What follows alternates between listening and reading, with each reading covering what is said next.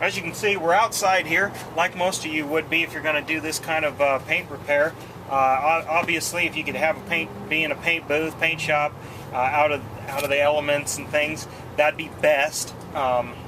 Even doing it in the garage, but I thought I'd do it out here because this is how most people are going to do it. And you're going to create a lot of dust. Well, not a lot of dust, but some dust. And you know, you may not want that inside in your garage. So I'm going to show you what steps it takes to take care of these chips. Well, coming in closer to see what we're working on here, you can see I got some chips here. And how this happened is actually from hail, believe it or not.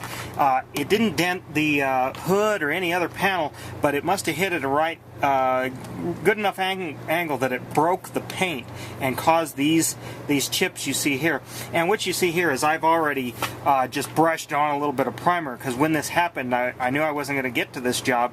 So I already, with some 180 grit, sanded down a little bit, because it just broke through. Didn't break through to the base. It just broke the top coat away from the original primer. And so what I did is just brushed on some primer just to keep rust and from it chipping any farther until I could do this fix. So that's what you're seeing here.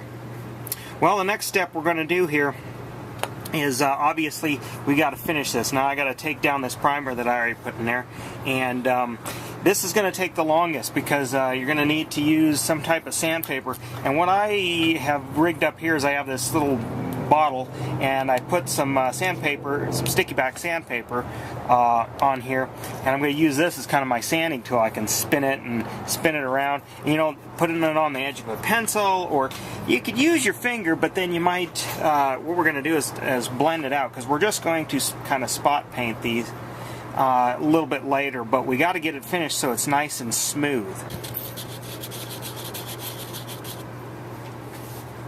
Okay, we worked just, you know, about a minute here, and I've already smoothed it down. And you know, you're going to think, oh man, I'm just making the damage bigger, but no. What you need to do is make it so you can blend this in, because when we come over, I'm going to use my airbrush actually, and airbrush all along here and fill this in.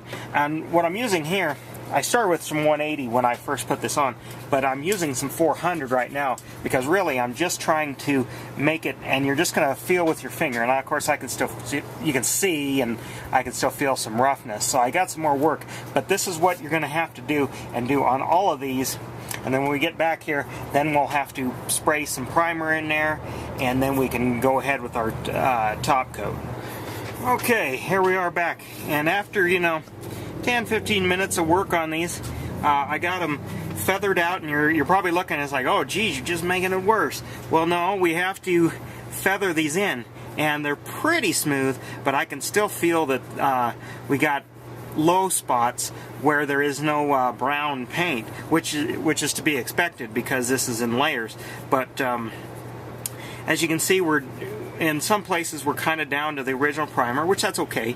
But the next step here is I'm going to clean this up, and then I'm going to spray on some primer to fill in these areas, and then we'll have to do the same thing to feather it out. We're going to keep doing that till I get it perfectly smooth, and then we'll be ready for our color coat.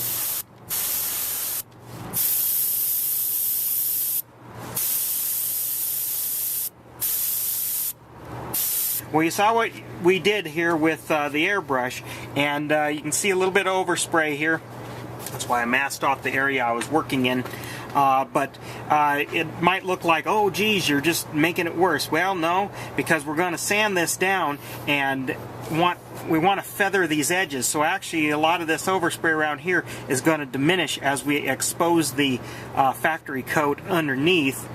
And then we can put our top coat over and then blend that in, and then put our clear over there and blend that in, and hopefully at least from about 10 feet you won't be able to tell that this has been fixed. But that's going to ultimately determine is how faded the original paint is compared to the new color, touch-up color.